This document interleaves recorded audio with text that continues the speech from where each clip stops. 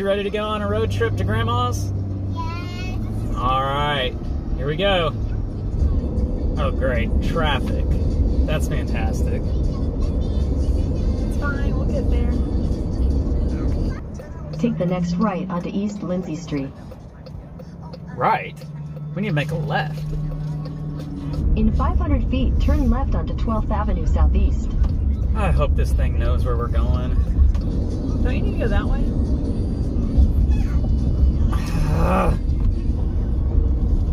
Babe, Google says we need to go that way. I don't trust Google. Yeah, it says you're just gonna turn around up here. Why does it want us to go 15 miles north? The interstate's right there. I don't care what Google says. This is not the right way. It's wrong. Google says this road is closed. What town are we even in? I don't know. We're completely lost. We're not lost. We're fine. Google says we're lost. We've been to all the other cities except for the one we're supposed to be at. We should just call this one Lost Cities. Yeah, that sounds great. Hey guys, I have Lost Cities, the original card game, on the table here. Let me let you guys take a look at it and go over how it works. This is a simple card game in which you will be placing cards in a certain order, trying to do so better than the other person sitting across from you. This is a two-player game.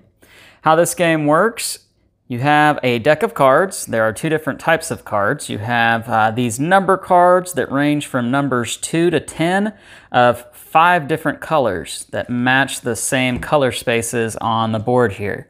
You have yellow, blue, white, green, and red. And there is only one card per number per suit. So there's only one blue 8, and so on and so forth for all of the other cards. The other kinds of cards you have, these are called expedition cards, by the way. The other kinds of cards you have are wager cards that show these shaking hands, two hands shaking each other, which in COVID world, that's no longer PC. You can't do that anymore. Maybe they would be elbows touching or something nowadays. But anyhow, you have 3 of each in the colors that I mentioned before. So 3 white, 3 blue, 3 yellow, 3 green, 3 red, and then you get the idea. And you would mix both these two piles together, but for purposes of teaching you guys the game, I'm going to leave them separate. So anyhow, you have them both together and to form one deck, and using that deck, you deal each player 8 cards. And so with those 8 cards, you would have a hand of cards. And how the game works is with the cards that you have, you will choose one card to place each turn. And by placing, you have 2 choices. You can place a card beneath the same colored space matching the color of card you're playing. So for blue, I would have to place it underneath the blue space in ascending order. So starting with the lowest that I have, working all the way up to the highest, which again, 10 is the highest. 8 would not be a good card to start off with because that would eliminate me being able to play any blue card lower than 8. So that's one option. You can place beneath a colored space that you are trying to start an expedition on. Thematically, that's what you're doing. Again, these are expedition cards. The other option you have is to discard the card. So if I don't want to play this 8 blue here, starting an expedition in blue, I can discard it, placing it right there on top of the blue space. Now, having done that, that could potentially give my opponent the option of taking this card later on. I'll come back to that here in just one second. So that's the first thing I do on my turn. The second thing that I do is I draw a card. Now, the cards that don't get dealt out initially, in the initial 8 cards per player, are then kept face down in a deck that you keep off to the side. After I have placed a card, I then draw a card, and I can draw that card from the draw deck, and I would add that to my hand. My other option is to take one card from the top of any one of the discard piles. Now I cannot take the card that I just discard if I indeed discarded a card.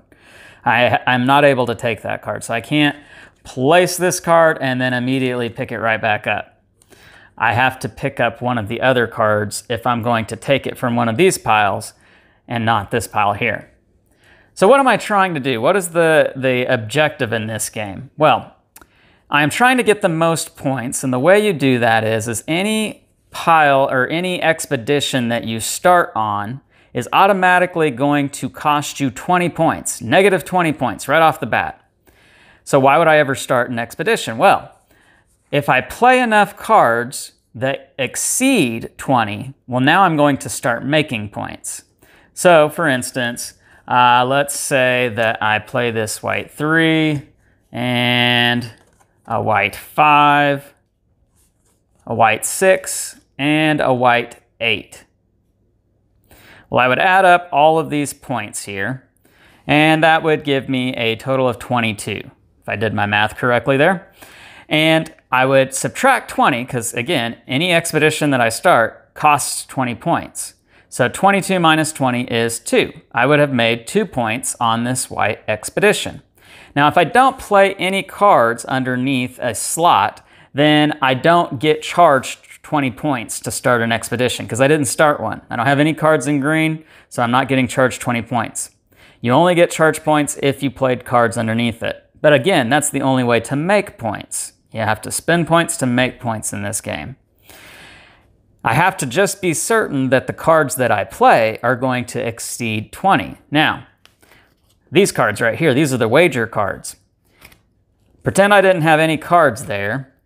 If I had a wager card here, I could play it first before I play any of the other numbers, and then I could start playing cards on top of it. Again, in numerical order.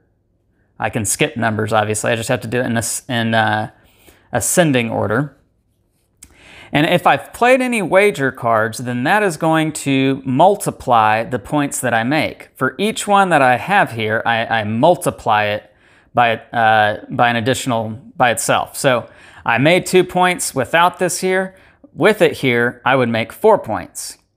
If I had an additional one, so if I had played one more before playing any number cards, well, now I would triple my points, and I would have 6 instead of 2. If somehow I was lucky enough to have all 3, again, there are 3 of these in each color, well, now I would quadruple my points. You guys get the idea. Now, if I don't get over 20, say I did not have this 3 here, and I only had 19 points there, well, now it's negative points, -1 to be precise. And if I had any of these wager cards underneath it, well, now it's multiplied as well. And so that can break good or it can break bad for you if you don't get over 20. So there's a little bit of a risk there.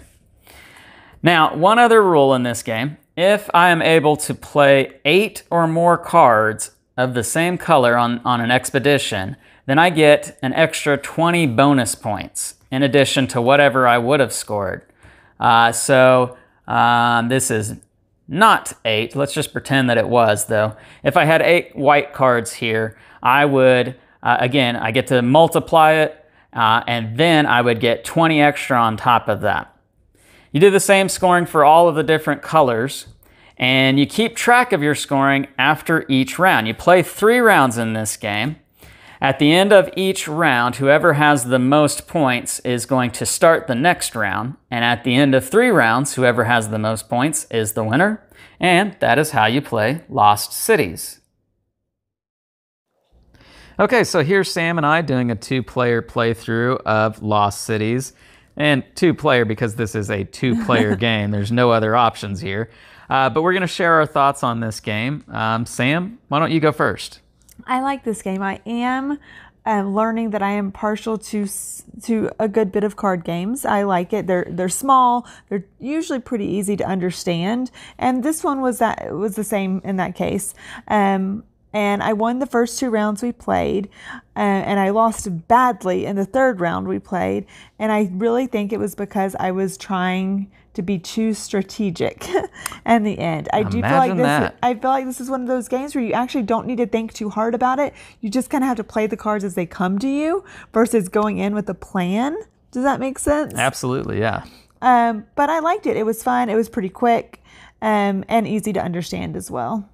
I enjoyed it too. I thought it was one of those games that, like you said, you go by what you have, with what you're presented with. To use maybe a sports analogy, you play with what the defense is giving you, kind of thing, in the sense that you play with what the deck gives you, or you play with what your opponent gives you by the cards they're discarding, because that has a huge influence as to whether you're going to continue building off of that expedition that you've already been going on, or if you're going to pump the brakes on that because your opponent just laid down the card that you need to start your other expedition. Yes. And so you kind of have to make the decisions to switch right in the middle of it.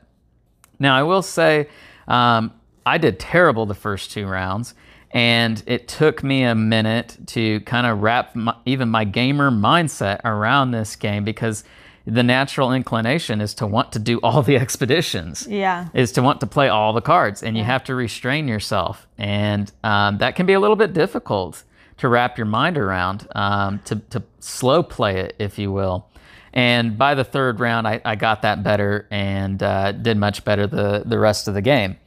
And you're right, this is a shorter game. We completed this in probably 25 minutes or so, but it feels like a full experience. It doesn't feel like a short game. No, it doesn't. There are lots of choices to be made in this, and with all of those choices combined, it feels like a full session, a full gaming session. So I thought that was enjoyable with this game. Now, that being said, I don't want to overhype this game. This is still a card game. It's not like there are 100 million choices, or that the choices are super deep. They're usually spur of the moment, in the moment kind of choices. And you just have to make them, and you go with it and you see what happens. As is the case in most card games, there's a lot of luck involved in this. But that can be something that works out well with non-gamers. Wouldn't you say, Sam? Yeah, I really think that this is going to be a game that you're going to find there's going to be a lot of luck, first-time luck. Yeah. I think that a new person playing this, not knowing all of it, not knowing the strategy and kind of how to get over or to beat the opponent, they're going to have an easier time almost, because you get in your head. You can get in your head too much. You try to hold the cards from your opponent getting them. So you're thinking more about what your opponent has and what you have. And I think, again, that's what happened the 3rd time I played this. Absolutely.